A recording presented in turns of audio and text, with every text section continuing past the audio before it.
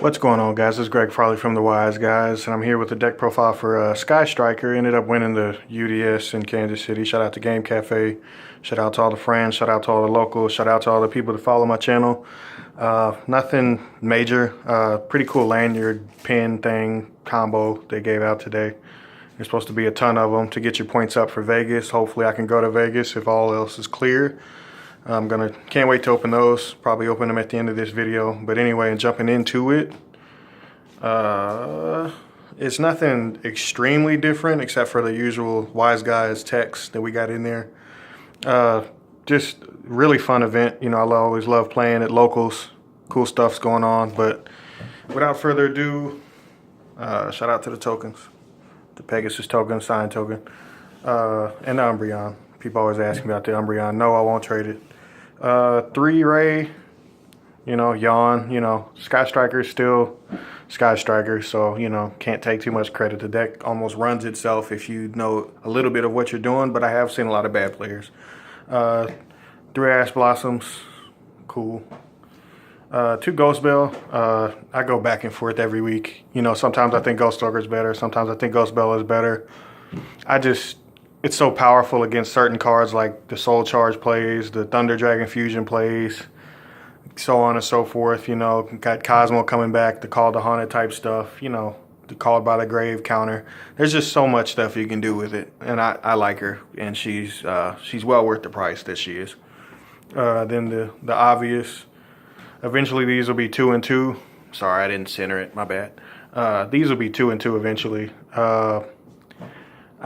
Widow Anchor is just, people always complain about Engage. People always complain about every card in the deck, but Widow Anchor is why I feel like this deck is just ridiculous sometimes. Because the moment you overextend, if you don't kill me, you're in trouble. That goes for any striker player that knows what they're doing. 3 multi-roll. Multi-roll because I feel like I always want to have it online and then begin to play. I don't want to search for it and then start playing spells, and then that'd be 1 less, because it lets you end with 5 set when you have 3 of these. That's my opinion. I can be completely wrong, but that's just how I feel about it, and I feel like I'm correct about that. 2 Ego Booster. This is also my opinion. I love that this is a German one. I just love the card. It's so it's interactive, but at the same time, it just shuts off stuff. You know, you can walk through hand traps, or you can just shut off your opponent from trying to do anything they're trying to plan. So, I mean, would I change it? Possibly. You know, I'm not that tied to it, but I still think I like this, and you have to play what works for you. That's my #1 thing on any deck profile, is I'm always just giving a skeleton. You have to do what works for you. This is just an event-winning thing, not that big a deal. 2 Area 0, not 3. Even though 3 Area 0, you always want to turn stuff on. I don't like 3 at all, because I don't want to keep drawing it, because you don't want to see it and then see another one, because one can't pop the other, but you can't pop a terraforming, so you don't need 3. Base. I played base today. Never drew it. Never even needed to search it, really. This can be Jam and Wave. It can be neither. It can be something different. This is kind of a flex spot. I did Bomber Dragon with this equipped to run over 2 monsters, and people forget that Bomber Dragon is Ring of Destruction attached to it. So when it starts attacking twice and running over stuff, I mean, it's just ignorant. And the card it's a recycle card, but I never did need to use it, so I kind of feel like you don't need to play it. It can be anything. Afterburner, drones, Shark Cannon, those are for the Sky Striker 1-ofs, and then Reinforcement of the Army, Upstart Goblin, and my favorite card that nobody plays, that I never really understood. I hate Desires. Obviously, you can move some stuff around and slip Desires in and out, but you're playing the long game. I like playing the long game. I don't like hitting, you know, activating Pot of Desires and kind of getting ticked off because something is banished and I'm stuck. I want to always have my stuff exactly where I know it is and exactly how I can grab it. One Day of Peace, I can't speak highly enough of the card. I feel like in a game that plays the long game, and slowly, it's like a investment firm or something. That's what this deck is. It's just a long-term investment firm. It's kind of like, not to sound racist or anything or crazy or anything, but it's kind of like, Judaism, it's slowly, penny pinching, doing this and doing this and doing this, little stuff, little by little.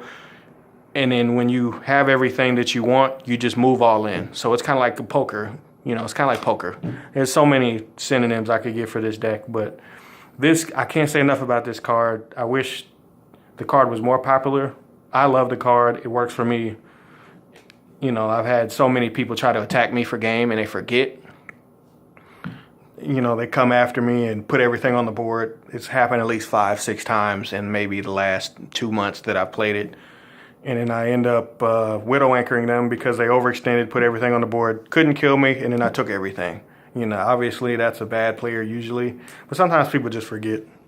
Metal Foes Fusion, obviously. Then you got a 3-twin. The multi-roll thing, shutting stuff off if you don't respond to Twin Twister. I hate back row, so some people don't play 3. I hate back row, so I'd rather play 3. It is what it is. Alter Guy, stuff like that, Paleo with Trap Trick. It's just too good right now. Too foolish for the dumping the fusion or dumping basically an extension into Hayate. 2 shared rides, 2 terraformings, and 2 impermanents. If I had a third, I'd play a third, but I've had 2 for so long. And I don't like overdrawing the card really. I really hold it in my hand a lot and then set it in the same path as the floodgate and then try to play eventually.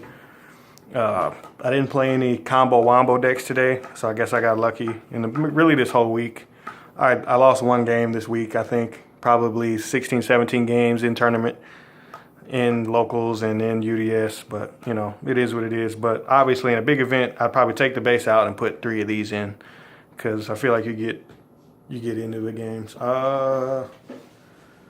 You got the extra deck. It's the standard. I'm not going to talk about it that much, except for my little twist to it is 3, 3, 3, which is obvious. Phoenix, Unicorn, Borreload. I know, don't judge me. I played 3 of these. Now, a lot of people are like, why the hell would you do that? Why wouldn't you just pick one? I feel like with the emergence of maybe Cosmo and some rogue type stuff, I feel like if I stop you a little bit, I may want to take your cards. Sometimes I can't always push for game, but I can control your game, control the game. And the same thing with Bomber Dragon. If I, have drones in my hand and I feel like I can set it up, I have never lost a game where this card dropped on the field. This is my favorite card. It's on the mat behind it. This is it right here. I would move the camera, but I'm not going to do all that. But Bomber Dragon is just, it's my favorite card. I don't think I could ever cut it, even if it wasn't, if it became obsolete. The card just ends games. It ring of destruction stuff. It blows people out. If you shark cannon and drones, it's just, when it's rolling, it's nasty. And then Starving Venom Fusion Dragon. I can't find my last sleeve, so I had to put in a different sleeve for the deck profile. But his ability, basically, it's based off of this guy right here, which is in my side deck. Super Poly and Fusion Dragon. You're making him. I played against Pendulum. I played this against BA. Sometimes I set it and leave a Hayate on the board, and I always have people have this kind of puzzled look on their face, and then I walk them into something, because obviously you can't Super Poly if you have a Shizuku on your board. But this guy gains a monster's effect. Sorry about that. That was my stand. But he gains a monster's effect that's a level 5 or higher. If he's fusion summoned, try to zoom in a little bit. Sorry, my stand is pretty new. But you can make him gain attack equal to a special summon monster. A lot of times I'll Super Poly stuff off of a Pendulum board, which I've done this at least 4 or 5 times. A lot of people are playing Decode instead of the Zephyra, and then I just fuse, take it, and then attempt to take the Vortex, and then they negate it and then blow it up, and then I blow their board up, because when this leaves, it blows up everything on your opponent's side of the field, which is just stupid, because it says destroy all your opponent's special summon monsters. So I mean, This can be the Predaplant. I feel like the Predaplant is good against Titan. This is good, period. And I feel like I want a card that's good, period. That's just my theory. That can be wrong. That's just my preference right now. Starting off with the side deck, got Super Poly. I want the secret. Nobody let it go. There can only be one. Didn't side it in today, but have sided it in the past month or so. It's a good card. It's just a strong card, especially if you have an Eagle Booster mixed with this, mixed with a Hayate maybe. It's just really, really strong. 3 Storm Duster because I hate back row. 3 Pankratops because I hate back row. 3 Evenly Matched because I hate back row. And this is me because I hate back row. I don't know if I mentioned that I hate back row, but I hate back row. The Paleos of the world, so on and so forth. The Altergeist. You know, I just don't like floodgates, and I don't like having to play unskillful Yu-Gi-Oh! So I just try to power through them. If I draw them, I draw them. If I don't, I'm probably going to lose, but it is what it is. I'm not playing Claire and Rushka, so this is why I played all these. And then lastly, because you're tired of me talking about Sky Striker, I played 3 Mind Control just because you have to do something with Thunder Dragon. Thunder Dragon is an awesome deck, but I feel like if you have the right setup, Sky Striker should not lose to that deck. Unless you just don't open anything like a Widow Anchor or Impermanence, or no way to get to a Hayate to get there. So that's enough of that. I guess since we're here, I really like this thing though. This is really cool. But just gonna do the OTS packs, might as well. 1, 2, 3, 4, 5, 6, 7 packs. So we'll start off opening it. I hope I pull a Shizuku. A lot of people ask me for so much stuff. If I pull a Matrix, there's gonna be like 5 people hitting me up as soon as they see this video. So I get Silent Graveyard, TG Rush Rhino, and Reproducus. That's a pretty cool print. Silent Graveyard is the name change because of the Forbidden Girl, Condemned Witch. They changed the name, so you can't search that because that'd be a little bit too broken. Which I feel like they could have sold more of the card if you kept that as Forbidden. But that's neither here nor there. So we'll move these out of the way. Another Silent Graveyard, a TG Striker, and a Galaxy Wizard. That's terrible. But people do need them, so hopefully I can get rid of them.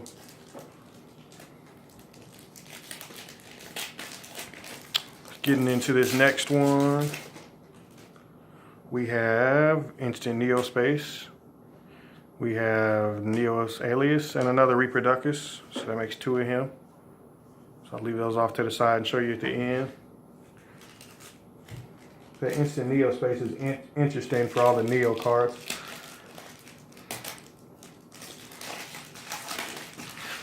Especially with the connector just coming out. You got TG Warwolf, Rush Rhino, and the Mega Phantom Beast token. Shout out to Banfish. He's a friend of the channel. Good friend, good guy. He's asking me for these, but I think he has as many as he wants now, but I'll still try to trade it to him. Next up, we got 3 more packs. 3 more packs. Hopefully pull something. I still haven't pulled anything out of these packs. I don't really want anything except maybe the Shizuku. I'd trade the Lycoris if I pull it. So let's see if we pull something. So we got 3. We got 1, 2.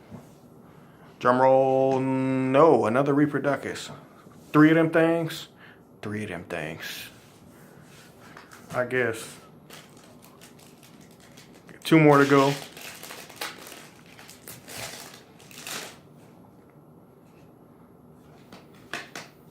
Thunder Dragon Matrix. So that's going to be a hot trade card. I'll get my last Super Light Secca. I've got 2 of them. I want 3.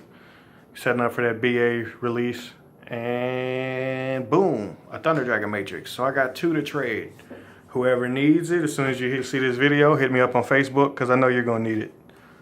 That's it for me, guys. Appreciate you guys tuning in. Like, comment, subscribe to the page. I know that sounds cliche, but I appreciate you guys. Couldn't do it without you. Get your field center. We got custom ones coming. YG, baby, we signing out.